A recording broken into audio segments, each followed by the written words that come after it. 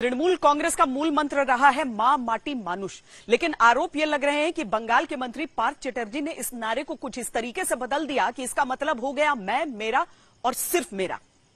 ED के हवाले से यह जानकारी आ रही है कि अर्पिता से जब पूछताछ की गई तो उसने स्वीकारा कि उसके घर से जो 21 करोड़ कैश मिला है वो मंत्री पार्थ चटर्जी का ही है। मंत्री हो या दूसरे सत्ताधारी, भ्रष्टाचार के उजागर होने तक पूरी तरह स्वस्थ होते हैं। करप्शन सामने आते ही दिल, लीवर, किडनी से लेकर तमाम तरह की बीमारियां अचानक जन्म ले लेती हैं। ये सब कुछ सत्ता के दम पर खुद को बचाने के लिए होता है। इसी का सबूत क्या ममता सरकार के मंत्री पार्थ चटर्जी भी देते हैं, जो शिक्षा विभाग में भर्ती से जुड़े घोटाले में 21 करोड़ रुपए कैश जब्त होने से पहले एकदम ठीक ठाक होते हैं। फिर 23 जुलाई को जैसे ही करीबी अर्पिता के घर नोट निकलने लगे, मंत्री को दिल में दिक्कत होनी शुरू हो गई। तब चर्चा में आया एक अस्पताल, नाम है SSKM अस्पताल, सेठ सुखलाल करनानी मेमोरियल हॉस्पिटल। कोलकाता के इस अस्पताल की कहानी बहुत दिलचस्प है, जहां करप्शन के आरोपी तुरंत इलाज कराने पहुंच जाते हैं। पहले उस इतिहास को याद कर लीजिए। बात मई 2021 की है। मदन मित्रा और सोवन चटर्जी की नारद घोटाले में गिरफ्तारी होती है। तुरंत दोनों नेता SSKM अस्पताल में ही भर्ती हुए। मई 2022 की बात आई। टीएमसी के बड़े नेता अनुव्रत मंडल को सीबीआई ने पूछताछ के लिए बुलाया। अनुव्रत मंडल 15 दिन तक जाकर SSKM अस्पताल में भर्ती रहे। मदन मित्रा को जब शारदा घोटाले में पूछताछ के लिए बुलाया गया था, तब भी वो SSKM अस्पताल में ही जाकर पहले भर्ती हो गए थे। 2021 में टीएमसी नेता फिरहाद हाकिम को भी जब नारद घोटाले में सीबीआई ने गिरफ्तार किया, ये भी जाकर SSKM अस्पताल में भर्ती हुए। क्या इसी वजह से पार्थ चटर्जी भी जाकर SSKM अस्पताल में भर्ती हुए? क्या पार्थ चटर्जी जैसे मंत्री बंगाल में अपनी सत्ता के रसूख के दम पर जांच और कार्रवाई से बचने के लिए सिस्टम को टहलाने लगते हैं? इस सवाल का कारण है कलकत्ता हाई कोर्ट की टिप्पणी, जिसमें कहा गया कि नेता जांच एजेंसियों से बचने के लिए SSKM अस्पताल का इस्तेमाल करते हैं। पिछले कुछ मामलों को देखते हुए कि आरोपी पश्चिम बंगाल राज्य में सबसे सीनियर कैबिनेट मंत्री हैं, जिनके पास पावर और पद है।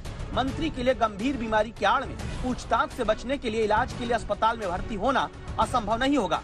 अगर ऐसा होता है तो मामले की सुनवाई कर रही जज उन सैकड़ों हजारों योग्य उम्मीदवारों के आंसुओं से अभिशप्त हो जाएंगी, जिनका भविष्य पैसे के बदले बलिदान कर दिया गया था। इसी वजह से कलकत्ता हाईकोर्ट के आदेश पर पार्थ चटर्जी की भ्रष्टाचार उजागर होने के बाद कथित रूप से उभरी बीमारी की जांच के लिए ओडिशा में एम्स भुवनेश्वर भेजा जाता है। टीचर्स गलत मेरिट लिस्ट के कारण कोर्ट तक पहुंचे, सब हमको मिले थे। मैं उनको आश्वस्त किया हूं, मैं स्वयं ये सारे अव्यवस्था अगर हुई होगी तो चिंताजनक विषय है, कुछ तो हुई है, इसलिए कोर्ट ने भी इंटरफेयर किया है। मैं स्वयं यहाँ का मुख्यमंत्री महोदया को खुद पत्र लिखूंगा, भारत सरकार की ओर से इस सारा विषय में जानकारी उनसे मांगी जाएगी। अगर कोई ऐसा कोई प्रूफ कोर्ट का सामने लाए जिसको कोर्ट मान्यता दे, अगर ऐसा कोई प्रूफ कोर्ट में आया और कोर्ट ने वो मान लिया, उसके बाद तुरंत तृणमूल कांग्रेस एक्शन लेंगे, चाहे जितना भी बड़ा लीडर कोई हो ना हो। करोड़ों रुपए के करप्शन के आरोपी मंत्री भुवनेश्वर एयरपोर्ट पर पहुंचते हैं, एम्बुलेंस की तरफ जाते हैं। ये तभी की तस्वीर है। पत्रकारों ने सवाल किया, तब दिल की तरफ इशारा करके पार्थ चटर्जी दिखाने लगी। एम्बुलेंस फिर रवाना हुई। भुवनेश्वर एम्स में बंगाल के आरोपी मंत्री पहुंचे तो यहाँ पर कुछ लोगों ने चोर चोर के नारे लगाए।